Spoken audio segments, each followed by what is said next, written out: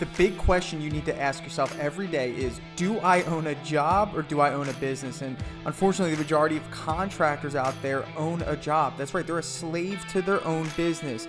But the other side of the fence is so much greener, it's so much better, and that's when you're finally fully in control of your destiny, your freedom, your time. And that's what Contractor Secrets is about. It's about taking back our time, building a business with systems, standards, values, procedures, putting yourself in the driver's seat.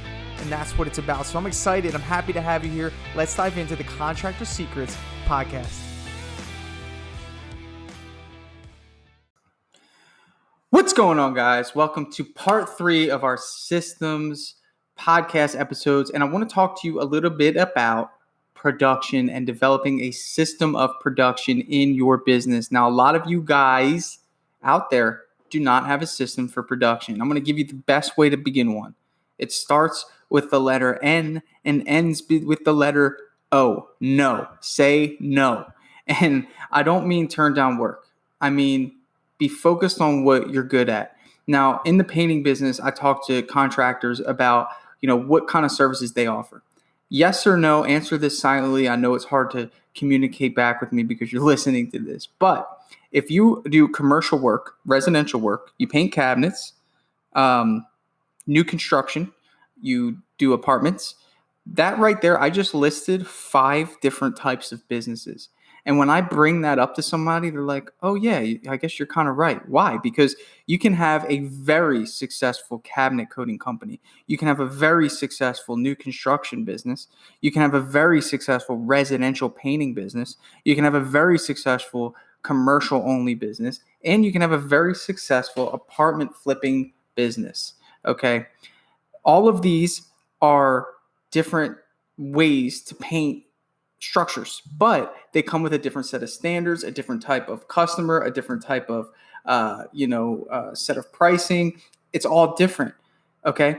So let's get in a little bit deeper. Residential. Okay. Could we have a business that only does exteriors? Could we have a business that only does interiors? Absolutely. I've heard of them and I know they're successful. So if you can have so many types of businesses, these sub categories of painting, if you're doing and dabbling in each one, you're really not creating a system at all. Essentially, you'll take a new construction from a builder, you'll generate some business as a residential contractor, you'll take on a commercial job, you'll do some cabinets, and it's confusing to your workers. It's way more labor intensive than it needs to be, and it can't be predicted, and you can't duplicate the results. Okay. So when I first started my business, I did not take any interior work for 6 months. The first 6 months of my business, I did no interiors. Why? Well, because I wasn't confident that we were good enough to get in there and do interiors until we had a system for how we do exteriors. I wanted to perfect it because some of you guys know my story. I did not know how to paint the outside of a house. So here in Florida, exteriors are huge. I mean, this is a big part of our market here because the sun just crushes the siding here. So for me, I wanted to get really good at just exteriors. So we were like an exterior only company. And getting back to the first statement I made in this episode was saying no. I said no to a lot of people. I said no to people that could have paid me thousands of dollars to paint the inside of their house.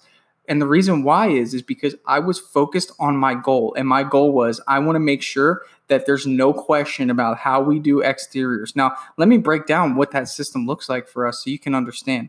Number one, it's about how many people I put on the job. In the beginning, I had 3 guys working an exterior. That does not include me. And we're past the point of me telling you to get out of the production. You know that should be your first goal. For me, that was my goal from the very beginning. So I had 3 guys working the exterior. I had to coordinate who was going to be going to pressure wash, right? So we have to make sure that the house is pressure washed before we start. The second part of it is making sure the prep work is done the same way every single job. So we go in, we trench the perimeter, we put plastic and tape on the windows, we put primer on the walls, we'd fill the cracks, we'd sand down doors. We do all of the necessary prep work the same way for every single house. Then it came time for painting. Okay, well, when we spray soffits, we have one person holding a shield. We have another person spraying. We have one person making sure that the overspray is not getting on the roof.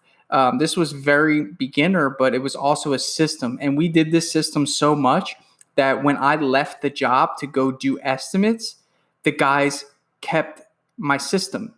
That was the purpose of the whole exercise for 6 months, was to make sure that when I left the job, that my guys were implementing the system that we developed. And that turns into making sure that you have a manager there that you can hold responsible, saying, hey, man, all right, this is how I want it done. This is how it needs to be done. This is how we're going to do it.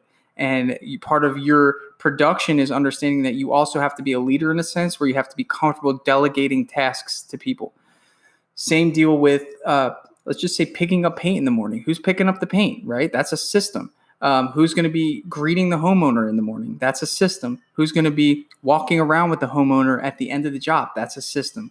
All of these things need to be in place. And remember, we're talking about developing a franchise model in a small business that, yeah, maybe you don't want to start a franchise. That's totally fine. But there's some really good strategy in a franchise model. And I totally believe that you should be developing that in your business. And that is just being able to hand the keys over to somebody and say, hey, this is how we do it. This is how we do sales. This is how we do marketing. This is how we do production. Here you go. I'm going to package all this together. Why? Because that frees you. And, freedom is why we create a business in the first place. Some of you guys are in a business and you're working way harder than you need to be. And all that is because you don't have a system in place. Okay. And that's the purpose of our conversation today. So we talk about the word no. And if you're taking on cabinet jobs, if you're taking on small projects, if you're taking on things that don't align with building that system of production, then, to be honest, you're just going to be, spinning your wheels, because I'm not saying you can't take these things. I'm saying perfect one and then expand. So for now in my business, like, we perfected exterior painting, then we perfected interior painting. Now, if we want to take on cabinets or we want to take on any commercial work, we can do that, but we won't deviate far away from what our foundational system of production is, if that makes sense.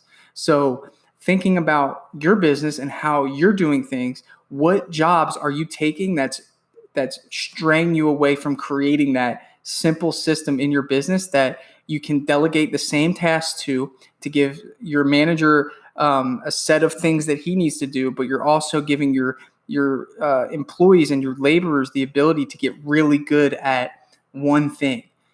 And, a lot of you guys are bringing on new guys and you're having them do commercial work, you're having them do residential work, you're having them do, new construction work, and you're having them, paint cabinets. And it's like, to me, that would be really frustrating, because it's hard to develop someone's skill if they're just doing 4 different types of subcategories of painting, and they're not really getting a chance to, be really good at one.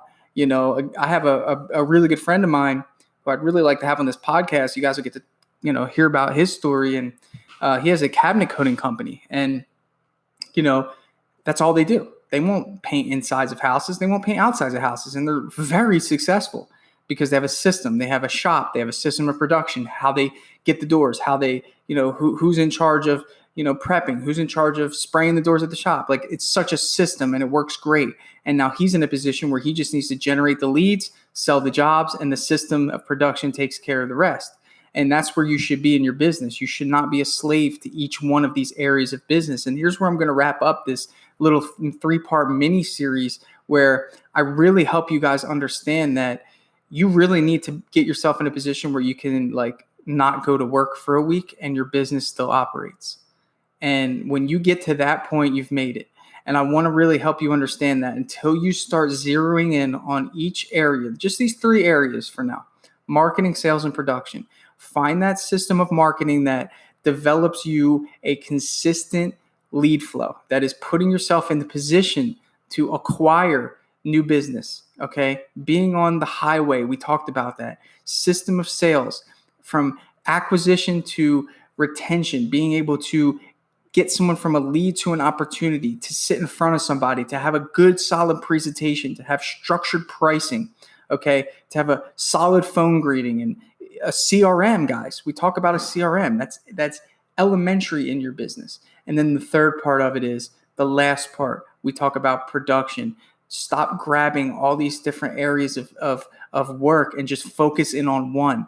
Zero your marketing into one area, whether it's cabinets, whether it's commercial, whether it's, whatever it is. Get really good at one. And then if you want to expand, but make sure that you perfect one first. You can have a team of 3 guys just do new construction. And if you want to expand, have a team of 3 guys that just do residential. And if you really want to get crazy, have another team of 2 guys that just do cabinets. If that's what, scratches your itch, whatever it is, make sure you have a system. So if you got anything out of this, please share this podcast with a friend, with a coworker, with a partner, anyone who you think would benefit from this. Head over to tradethrive.com, guys. We are setting up websites now, and we are offering SEO. So if you're interested in any of those 2 things, head over to tradethrive.com. I'm happy to help you guys get your business to the next level. Hey, I just want to take a second to thank you for joining me here on the Contractor Secrets podcast. I'm just going to take this opportunity to let you know that my passion is coaching people, helping people. I've changed my Instagram name to @contractorcoach. And I did that because that is my passion. I want to help you. So please reach out to me. If you have an issue going on in your business, send me an email, find me on Instagram, message me, and let's do a breakthrough session. I want to work through your problems in your business to help you get to that next level. And one thing that I always say is this, the difference between those that get over the humps and the hurdles in business is just a change in perspective. And that's what I plan to offer you. So get with me, message me, allow me to help you take your business to the next level.